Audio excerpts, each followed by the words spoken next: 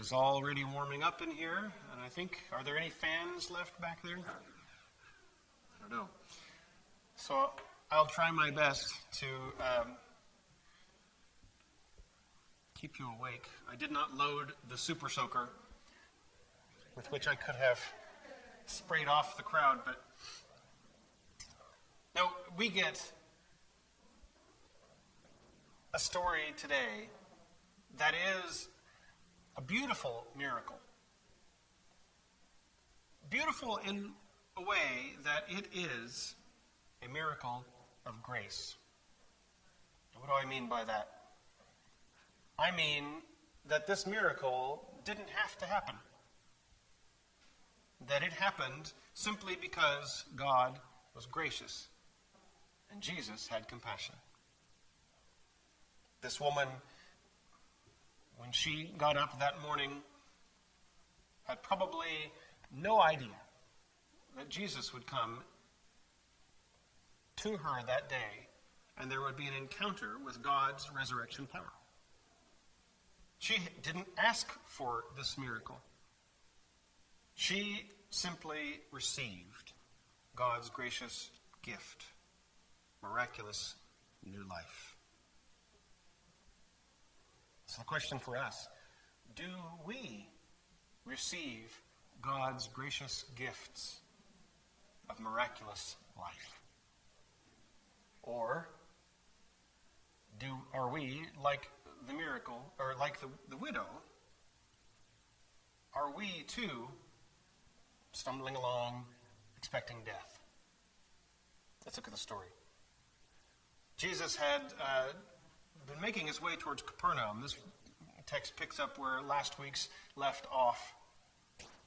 And he went to a town called Nain, and his disciples and a large crowd went with him. By this point, Jesus' work is picking up some attention from local communities, and people are coming out to see more of what is going on, this teacher, this miracle worker. As he approached the gate of a town, what a coincidence. A man who had died was being carried out. Now, I'm sure in Jesus' lifetime, people died, and not all of them were raised again. People were buried, and not all of them were called from the tomb like Lazarus. People were blind, and not all were given their sight. People were crippled, and not all were restored to health. But in this case, Jesus encounters this dead man. A man who had died was being carried out. He was his mother's only son, and she was a widow. That tells us that she's already experienced the death of one man in her household, her husband. Now she's left with a son, and now he too has died. With her was a large crowd from the town. This procession is instructive, that we see a funeral procession is instructive. How many of you have ever had to pull over because of a funeral motorcade? Many of us have. What sort of feelings? Think to yourself about that time and the feelings that come up when we see that. Or I can share with you what many of you have already experienced, the feeling of carrying a casket, rolling a casket from the front to the back, through the doors, into the hearse, walking behind it as it drives out into the cemetery, watching as the pallbearers lift the casket and carry it to the graveside and carefully place it on the rack where it will be lowered into the ground. Very few anymore want to see all of that. Many don't wish to see the casket lowered. Some do. And that's a matter of preference and pastoral concern as to whether that is part of what you want or need as a matter of grieving and closure in that moment. There is no right or wrong about that, in other words. But there is something instructive in witnessing it. And knowing that, well, I'll put it rather crudely, but it's what I saw on one church bulletin board. Don't wait for 6 strong men to carry you into church. There is a time when all of us will be carried away, whether in an urn or casket. At least that's what we would hope for. This funeral procession is instructive because it reminds us of mortality, of our own death. Funeral processions in this way are very public, not only to allow the community to show their concern and compassion and grief for the widow, the mother of this man, but also as a public sharing in that grief, as a public reminder of death, as an awareness of life. But they're about to get a message of life that they did not expect. It was not only a miracle of grace for the widow, but a sign of grace for the crowd. And so the crowd are as much a part of this story as is the dead man and the widow. And we too, as witnesses, are part of this story. When the Lord saw her, he had compassion for her and said to her, "Do not weep." We didn't know that she was weeping. I mean, it was a fair assumption, but everyone grieves differently. Some are stunned and do not weep until after the crowds have gone and they find a private moment. We all grieve differently. Some scoff. Some find ways to hide grief in a bottle, behind a meal, in a private moment.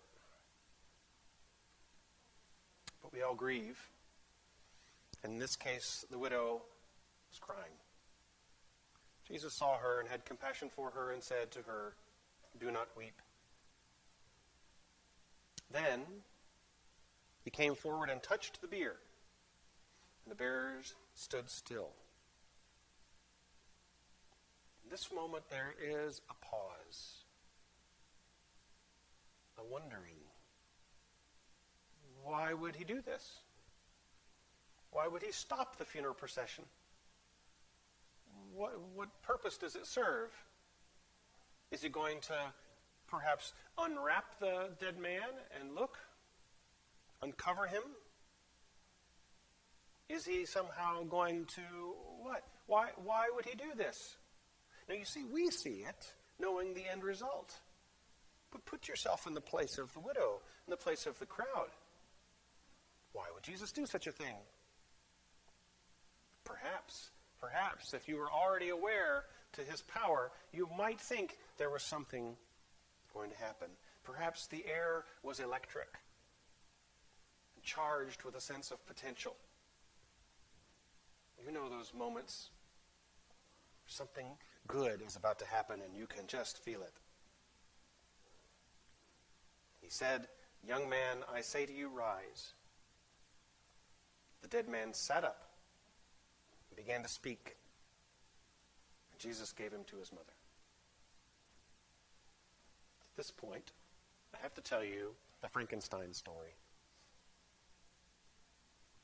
Oh, sure, it's not Halloween.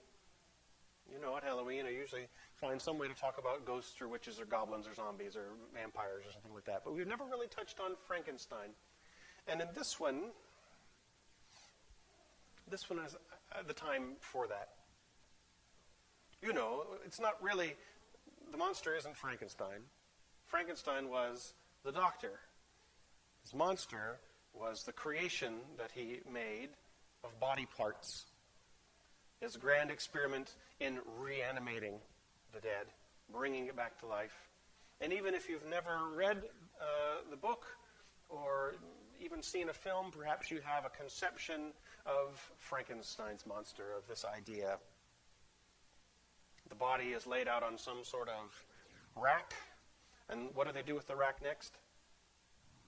Hoist it up into some sort of castle tower, right? And what happens to bring it back to life? Lightning strikes it, and he lowers it back down. And how does he know it's alive? It sits up, and the sheet comes off of its face, right? Well, no, I think it's a finger that twitches or something like that in the book that he knows. And then Frankenstein yells, "It's alive!" Right? We've seen this scene before. No, this was no dank dungeon of a mad scientist. This was the public sphere, the road on the way outside of town to the cemetery. This was real, raw grief. A town in mourning at the death of the widow's son. And likewise, this was no mere reanimation of flesh. The dead man sat up, began to speak, and Jesus gave him to his mother. Now, one thing is common, though, between this story and the Frankenstein story. Fear seized all of them. The most unexpected thing that could happen did happen. The dead man sat up. Why, in the Frankenstein movie, we know that's the setup. That's the whole idea. We're expecting to see the come back to life and start stomping around. That's what we're hoping for. Unless you're a very small, young baby and your dad is playing Frankenstein in the school haunted house, and your mom takes you to see him in his costume, and he sits up from the table and scares you half to death. Yeah. True story from Pastor Galen's childhood. No, but in this case, we do want to see the Frankenstein monster sit up. But this crowd did not expect the widow's son to sit up and begin talking. We get afraid in the Frankenstein movie because it's a scary monster. It's going to do terrible things. And then when we realize we take pity on the monster, and now we're afraid of the crowd. The crowd is going to get the monster with their pitchforks and torches. And we feel nothing but horror or disdain for the mad scientist who began this whole rotten experiment. Here, though, we feel joy that the young man has come back to life. Here, the crowd's fear is amazement. And their response is to glorify God.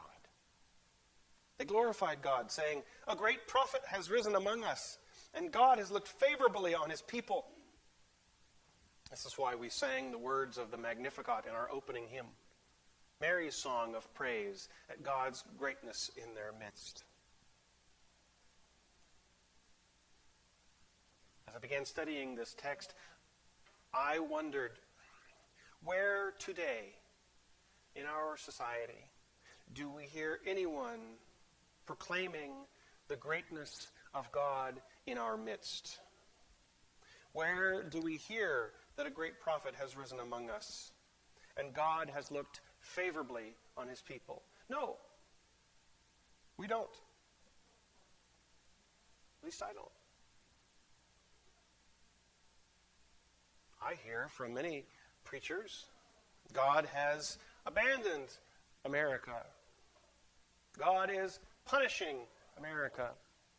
God is tired of this behavior or angry at that behavior and is causing this disaster or bringing about this dysfunction. All of our social ills are because of this group or that group and God's anger at them. Very negative, isn't it? while there may be some truth to God's anger at sin and God's punishment for such, how often do we hear the words, God has looked favorably on his people? Not often enough. And maybe it's because we've taken our eyes off of the one who grants God's favor, the great prophet that has risen among us. Oh, but the great prophet that arose among us has ascended to the right hand of God and there waits to return. And we've heard this before. Jesus is not here, but we are the hands and feet of Christ. Is it our call also to be the prophetic voice of Christ? It is in our constitution, and not just for the pastor. It is the work of us disciples to be Christ to one another, to be Christ in the public sphere, to be Jesus in our workplace, in our schools, in our homes, in our world. When's the last time you interrupted a funeral procession and raised the dead? Well, okay. Maybe we're not called to be Christ in that specific way, but maybe you are. I am not going to discount that that could possibly happen. I've heard some amazing missionary stories. The kind of thing that rocks a community and brings about transformation. Oh yes, would you like to hear one? It was about the work of Lutheran missionaries in a small village in Ethiopia, in which they helped, are you ready for this? They helped them build latrines. Latrines. Toilets. These missionaries were doing development work, and they helped build latrines in the village. Dig pit toilets. Yep. Among other things. But mostly the work that they did was development work. You see, in missionary work, there's gospel work, there is preaching and teaching, often accompanied by literacy teaching and other education, but strong core of gospel proclaiming. And then there's development work, aid work. And oftentimes those two are split. There is a strong distinction. I'll give you an example. There was a tractor that was delivered to Ethiopia, and it had a brass plaque screwed to the side of the tractor. This tractor not to be used for evangelical purposes. Simply because, that is, you could not sit on the tractor and tell someone the gospel. It had to be used for development work because the money that bought the tractor came from an agency that could not be affiliated with a church, and likewise, there's a division in some. But good luck telling that to those on the receiving end of the tractor's work. When Christy and I were in Africa, we heard not only individual stories, but again and again stories of developers, people who had come in not with a missionary mindset, but had come to simply build a latrine or build fences or plant gardens or install irrigation or do dental work, or, you get the idea. And time again, the village comes together and asks them, why are you doing this? Why are you loving us? Why do you care? And their answer is, because Jesus cares for me and Jesus loves you. And their response, a great prophet has arisen among us. God has looked favorably on his people. God is here. God is among us. Now, certainly, the Spirit of God is among us right now. But let me ask you, what makes a piece of land a farm? One thing, think about it. The farmer. The farmer. Now, a man on a plot of land is no more a farmer than a man in a dentist office is a dentist. There needs to be some action involved. A person in a black robe behind a bench is not a judge until they stand in judgment and bang that gavel and proclaim the judgment. The farmer is not a farmer until they farm, undergo the action of it. Likewise, standing in a church or sitting in these pews makes you not a Christian. Being a Christian makes you a Christian. More than that, being a Christian might just make you the great prophet among the people. At least the voice of the one crying out in the wilderness. And may even cause the people around you to proclaim that God has looked favorably on us. Let it be so that as we Christians live our lives, people around us see God at work. Let it be that as we Christians care and love and serve and proclaim the prophetic love of God, do these gracious, unexpected deeds, that people will again say, God is in our midst.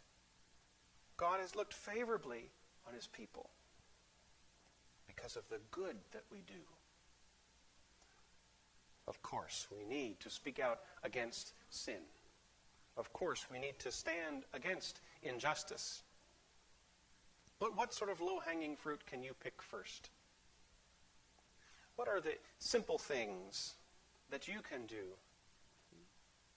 What small work of God may be surprisingly large for those who receive it? An unexpected gift of grace, perhaps even resurrection life.